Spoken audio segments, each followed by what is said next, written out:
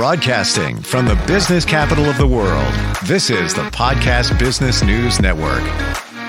Hey, welcome back, everybody. Did you wake up this morning and just loathe going to work, getting going, and just, gotta go in again. Here we go. It's Monday. It doesn't matter what day it is, but do you live for Friday? Is that you? Did you ever realize that you could be and should be making more money, like maybe 30 to 50% more? Wouldn't it be great if you had that passion when you wake up every day and it's like, I can't wait to start my day. I can't wait to work in this job. This is my life purpose. We're going to give you that feeling. We're going to all make that happen. And she does. I'm saying it's her. I've never seen anybody like this that helps people ignite their passion for their career. And that's what she does. She is a coach that helps you with everything related to your career. She's Jewell, and she joins us today. Welcome. How are you doing? Thank you. I'm doing great. Isn't it wonderful to hear somebody say that about their job and what they do? Yeah. I adore what I do. I love the word adore, by the way. There is an epidemic of quiet quitting, which means people go to work every day, but they've already checked out. They're just going for the paycheck. They're just kind of phoning it in, if you will, just doing what they have to do.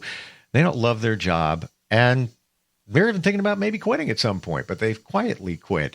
That's what I'm hearing from a lot of people, both people I know or employers. Are you hearing the same thing? Oh, absolutely. I've even done programs about quiet quitting. And I think it's really important that people get the courage to actually go out and find a different job. I think with COVID and all the things that have happened in the economy the last 3-4 years, people are afraid to let go of bad jobs. And so that's why I'm here to give them the courage and the direction to find a better job and to find a job that really they deserve, because they deserve more pay. In your experience, and thank you for saying that, we don't like change. Let's be honest. Change is scary. I get it, no matter what the change is. In your experience, have you found that people who leave a job find another one, whether it's right away or with acceptable period of time? Does that usually happen? Absolutely. Most of the clients that I deal with are college educated. They have 10 to 20 years experience. So they've got all these wonderful skills. And yet they are so terrified to put themselves out there and change jobs. And the average American takes 6 months to find a new job. And what I like to do is help my clients get placed within 90 days. Wow. And some of them get jobs as soon as 30 or 45 days. But you have to be ready for a period of looking. And that's why it's so important, if you have any red flags at work, that you get yourself ready to make a change before you get let go. What do you mean by a red flag? Oh my, there are so many. One of them is if you get a new supervisor that isn't particularly fond of you and doesn't have respect for you. Another red flag is if you quit getting invited to important meetings. Another red flag, which a lot of people ignore, is any merger or acquisition. Because when those happen, it's almost never to the benefit of the employees. In fact, statistics show that in a merger, about 30% of the employees will lose their jobs. Wow. Yeah. So a lot of people sit back and say, well, it's not going to be me because I have this really important position, but it happens anyway. It's my experience that there is no loyalty anymore. Maybe there was like 30, 40 years ago, a different time where that tenure at a job was respected. Now it's like, guys, but they've been there for 20 years, let's give them the watch and let's keep it going. Now, could change in a second. Could absolutely change in a second. None at all.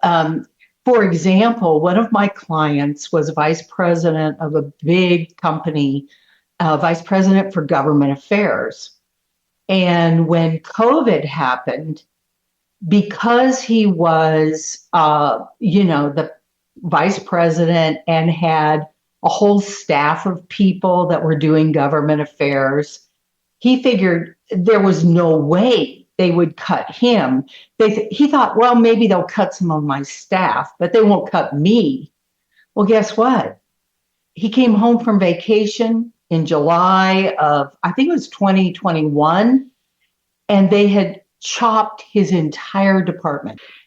Their excuse was, well, with COVID and all the confusion, we just don't need government affairs right now. And actually now, 3 years later, they haven't even replaced that department. Wow. So, you're never safe. You think you are, but you're not.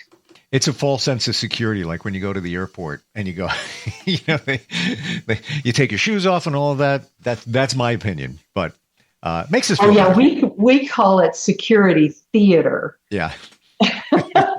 It's just a game that you play when you make a person like me who goes through in a wheelchair, because I have some walking issues, and a person of my age, I know I look like a terrorist, right?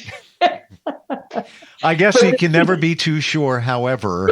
Exactly. But the theater is that they make me stand up and they make me take off some of my clothes. And then sometimes they'll even put me in a separate room and make sure that the 3 pieces of metal in my body are not a gun. I asked, do I have to pay for the pat down? That was great. Yeah, exactly. So when you're supporting somebody to find a new job, or as my mom always used to say, the best time to find a job is when you have one. At that juncture, can we talk about some of those things that you support with? I know some of them are, LinkedIn profiles and resume writing and things like that. Let's go over all of those, but then let's center on some of them. Okay.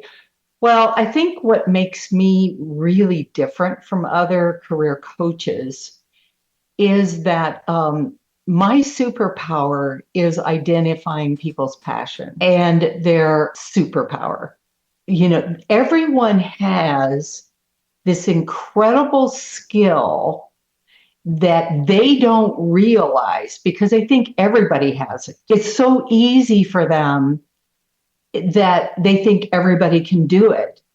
And so when I'm interviewing a new client about their jobs and what they do, and I always ask them, how are you better and different than other people in the same kind of job?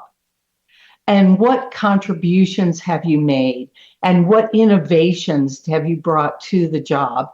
And when I ask those questions, they'll say, oh, well, I just did this little process that, caused us to cut 6 steps out of our process. And, we were able to be 40% more productive, and they say it like it's nothing. And then I go, wait, okay. So your superpower is process reengineering. And that's what you sell when you go to get a new job. And so that's really the difference. And once people identify that superpower, all of a sudden they've got more confidence and they know what to talk about in the interview. So interview preparation is also part of what you offer. Wow. I know tons of people going through this, like trying to write their resume, and that's a whole other podcast.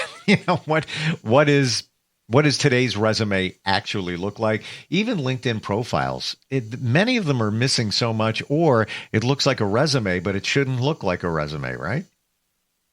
Well, actually, in the job section, your professional experience, it should match your resume. And if you've worked really hard to have those bullet points that are, that include your achievements, you want to put those on your LinkedIn profile.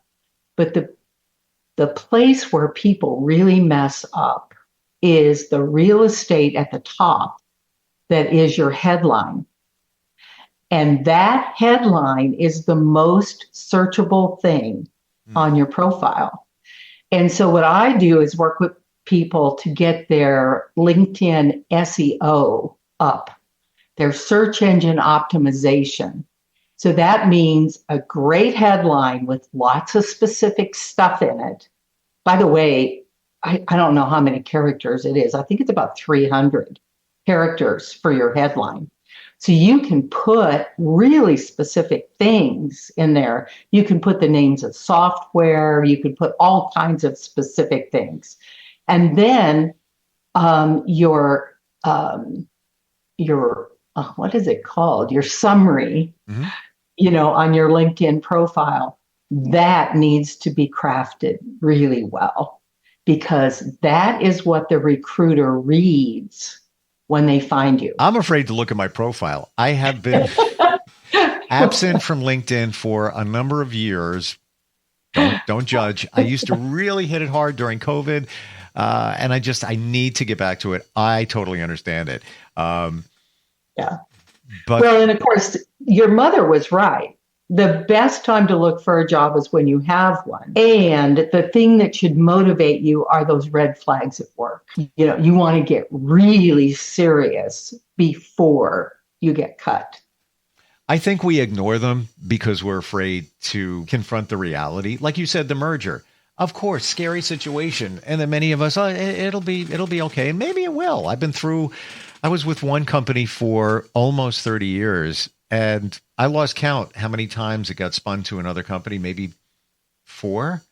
And after all those years, it came to a point, and very successful there, it came to a point where things had changed for me and them, and we just mutually departed.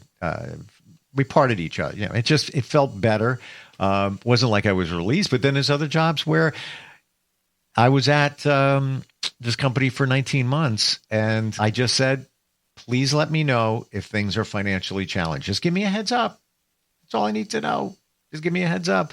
Yes, absolutely. From the CEO, we'll always let you know. Don't worry about it. Just give me, things are financially turning here. And I started seeing a little bit of a turn, but I was going by this man's word. One Saturday morning, I woke up in November, and there was an email that I was no longer working there.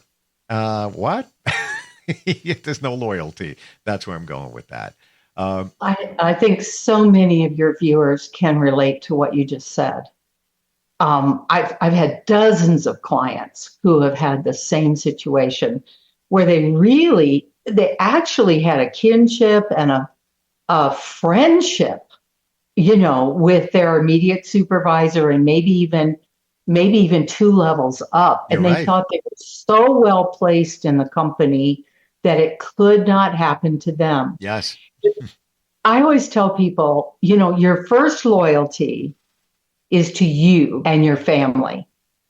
So don't be loyal to a company, because companies are not people, and companies do nasty things that people would never do. And they use excuses. Oh my gosh, yes. And it happens in an office somewhere with a bunch of, probably financial people and HR people who are looking at job titles. So they see, project manager, $110,000. And they go, okay, let's cut that person and that person and that person. And they don't even care. How long have you been there? What is your performance record? None of that counts. No, it's just a pen. Gone. You're gone. You've been released. And by the way, that one company that I left after 19 months, very happy to leave. The commute was an hour and 10, one way, no traffic at 5 o'clock in the morning. It was a change. I went from a big corporate situation to a smaller because I wanted to just be able to do some more things and fun and just, be in control. I was a manager. It was interesting. Wasn't worth it. And including the stress and everything, driving, coming home, it was like 2 hours plus. So thank you. The 30 to 50% salary increase that you talk about, tell me more about that. Well, the reason that I can promise it is that most people are underpaid. And there are some really important factors that go into that. But the number one factor is how long have you been at your current job? If you've been at your current job more than 5 years, you are underpaid. And here's why. Companies have been very strapped for cash. And so what they do every year is they do your performance evaluation. And then if you're really, really good, they're going to come in and go, guess what? We're going to give you 3% raise. You're right. Well, Steve, we know inflation is 3 or 4 times that. And so every year that we stay with a company, we lose ground. But if you move to a different company, there's a couple things that happen. Number one, you can pretend to be earning more than you currently are. And so the recruiter is going to offer you automatically more than she thinks you're earning. Secondly, every time you switch jobs, you should come up in a title. And some of my clients jump 2 steps because let's say they're a manager. They're already performing at senior manager level because their company gave them more responsibility, but not a change in title. And so they can go for a director level job, which is 2 steps. And the 2 steps is probably 50% more. But the key is that you never, ever tell a recruiter what you earn. It's like when you go to a car dealership and the salesman says, so what do you want to pay? You're right. You'll be paying that. They'll figure it out on the finance end. Even if you shoot low, they're going to figure it all out. They've got it all down to a science. You make it very attainable in our minds to change the job, the career. And it sounds exciting. You really do make it sound that way. Thank you. Yeah. Thank you. It is exciting. And that's the number one job I have when I coach people one-on-one is to help them get excited about this change. Just as you were talking about the change that you were forced to make, where you lost an hour and 10-minute commute. What I find is that people almost always find a better situation. It's usually a better manager, a better title, more pay, a shorter commute, or they get to work remote or hybrid. And there's always some benefits. And of course, I never let my clients take a bad job because nobody needs a bad job. Even if you're unemployed, you want to be very careful that you select the right job because taking the wrong job just, frankly, it's depressing and it kind of sets you way back. Yeah. I totally see that. And if you take that wrong job, you may hate yourself for taking it. So now you're beating yourself up. First of all, you're miserable. Then you're like, this is the best I could do. Why did I take that job? I shouldn't have. Blah, blah, blah. I'm dealing with somebody now who is on medical leave from a job. And just to the point of no loyalty, she's been at this job for about just under a year. And even from the beginning, it has been challenging in terms of the company culture. The training was horrible. At one point, they even said, don't ask us any more questions, not just for her, in general. Like, how do you not ask during training? How do you not ask questions? She knows it's not the right culture. I see the emails. It just, and here was the tip, the true tip off. in that she had some major surgery and they gave her 4 days off. Heart related Oh, surgery, 4 days oh my off. God. and and she talked to her doctor and got like 3 weeks plus off. And her mother said to her, this is only a few weeks ago. Her mother said to her, did they call you just to check in on you? She goes, no. She had heart surgery. They didn't even call to see how she's doing, and she's been there almost a year. So yeah, you got to find the right job. We need to find the courage, like you said in the beginning, to look for a job because it's going to be a good situation.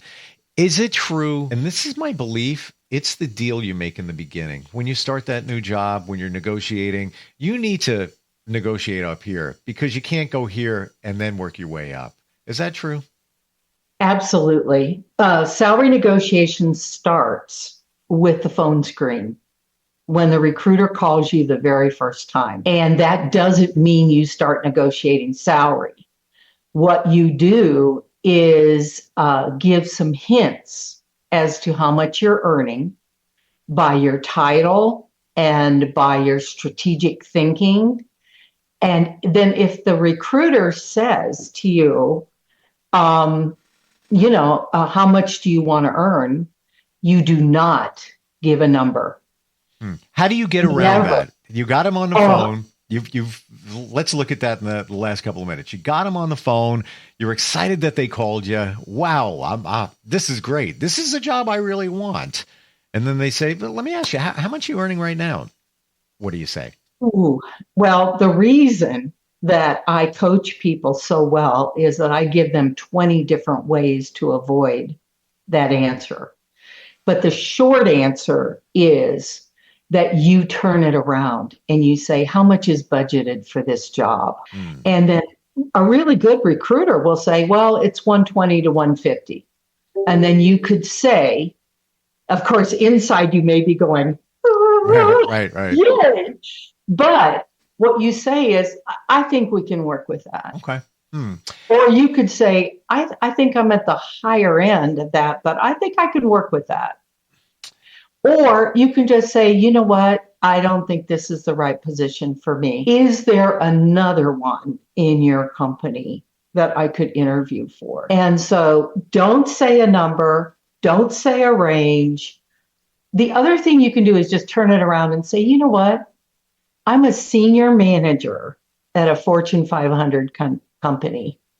You know what I earn. And it's the absolute truth. Recruiters know what you earn just by your title. What if it's not a recruiter and it's just somebody in HR that's making those calls? Oh, again, no.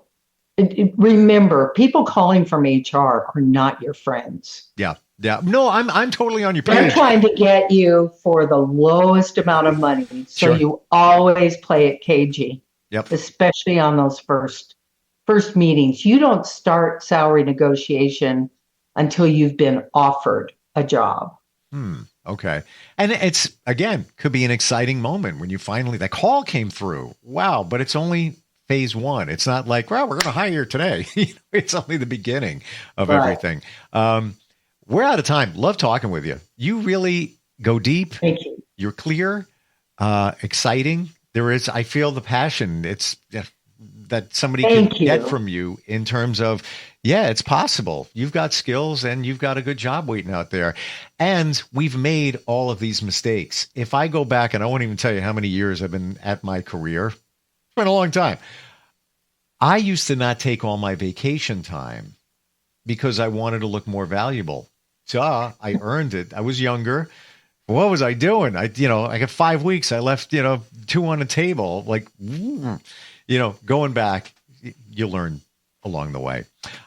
You really do. And I've made those same mistakes myself. Oh, good. I feel better now. Yeah, because, before I was a career coach, I was in marketing and advertising for 20 years. So, I totally understand it, Steve. Yeah. And I have a business, a marketing and advertising company. So now I do my own thing. I do a little work for one company, in terms of radio, but I do my own thing now. But these are the things we learn. Catherine, how do we connect with you? How do we start the process? You offer a free consult? I do. you want to go to my website, which is careerpassioncoach.com. And up in the right-hand corner of every single page, it says free consultation.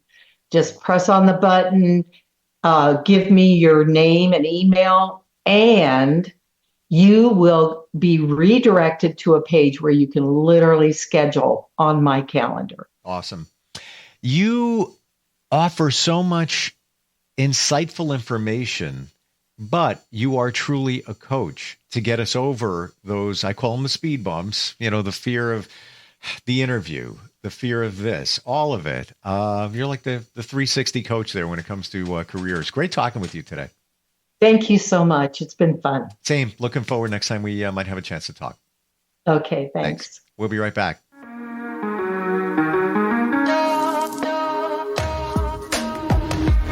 Broadcasting from the business capital of the world, this is the Podcast Business News Network. Hey, Dad, how do airplanes fly? What's in this box? Can I touch this? Where does sand come from? Is this tree good for climbing? What happens if I mix these two things together? How are babies made? What does this thing do? Kids are curious about everything, including guns. Talking to them about gun safety in your home is a good first step, but you can do more. Always keep your guns locked, unloaded, and stored separately from ammunition. Storing your guns securely is the best way to prevent family fire, including unintentional shootings. For more information on safe gun storage and ways to keep your family safe, visit endfamilyfire.org. That's endfamilyfire.org. What do we keep in the attic? What's this thing called? Can I ride my bike backwards? Like I said, kids are curious. It's up to us to keep them safe. Brought to you by End Family Fire, Brady, and the Ad Council.